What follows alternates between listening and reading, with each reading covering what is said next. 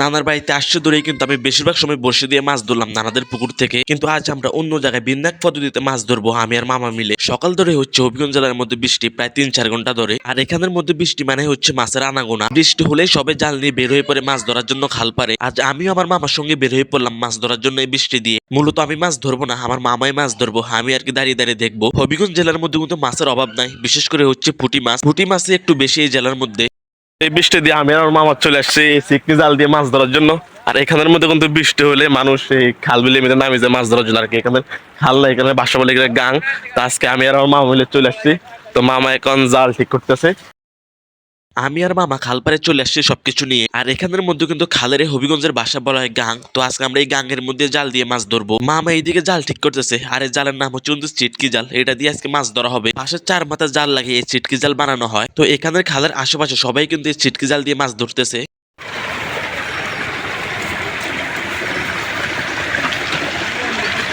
জাল বাঁশের মধ্যে ফিটিং করার পর নিয়ে আসলাম খালের পারে আর কি গাঙ্গের পাশে। যে গাং দেখা যাচ্ছে এই গাঙ্গের মধ্যে আজকে আমরা চিটকি জাল দিয়ে মাছ ধরবো। এই গাং দিয়ে এখন সম্পূর্ণ পানির স্রোত যাচ্ছে, আর স্রোতের সাথে কিন্তু ছোট ছোট মাছও আসতেছে। মানুষ কিন্তু এই চিটকি জাল ফালিয়ে বসে আছে এই মাছগুলো ধরার জন্য। আর বৃষ্টি না হলে কিন্তু এই গাঙ্গে পানি থাকে না, একদমই কম, হাঁটু সমান পানি থাকে। বর্তমানে এখন পানির স্রোত যাচ্ছে, যা এখান থেকে হাওড়ে গিয়ে পড়তেছে এই গাঙ্গের পানি।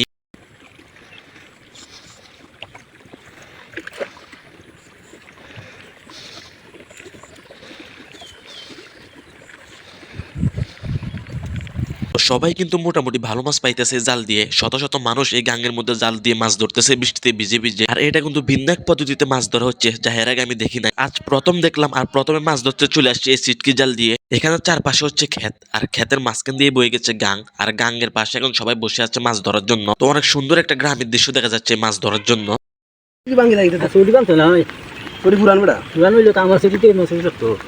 এখানে খালপাড়ে মানুষের অভাব নাই, সবাই মাছ ধরা নিয়ে ব্যস্ত। তো আলহামদুলিল্লাহ সবাই ভালো মাছ পাইতেছে। এখানে গ্রাম অঞ্চলে বৃষ্টি মানে হচ্ছে মাছের আনাগোনা, ছোট থেকে বড় সবাই মাছ ধরা নিয়ে ব্যস্ত থাকে এই জায়গায়।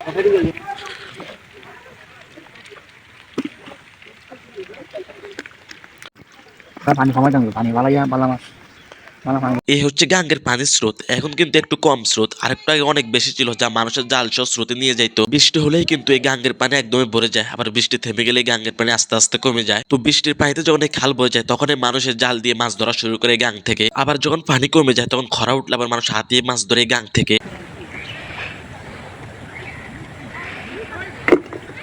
তো আপনারা যারা এই পদ্ধতিতে মাছ ধরেছেন এবং কি যারা দেখেছেন তারা অবশ্যই কমেন্ট বক্সে বলে যাবেন। আর আমি কিন্তু আজ প্রথম এভাবে মাছ ধরলাম এই নানার বাড়িতে এসে। বৃষ্টিতে ভিজে ভিজে মাছ ধরতে আজ খুবই ভালো লাগছে আমার কাছে। আর বিশেষ করে হচ্ছে যে আজ এই পদ্ধতিতে মাছ ধরার কারণে খুব ভালো লাগছে।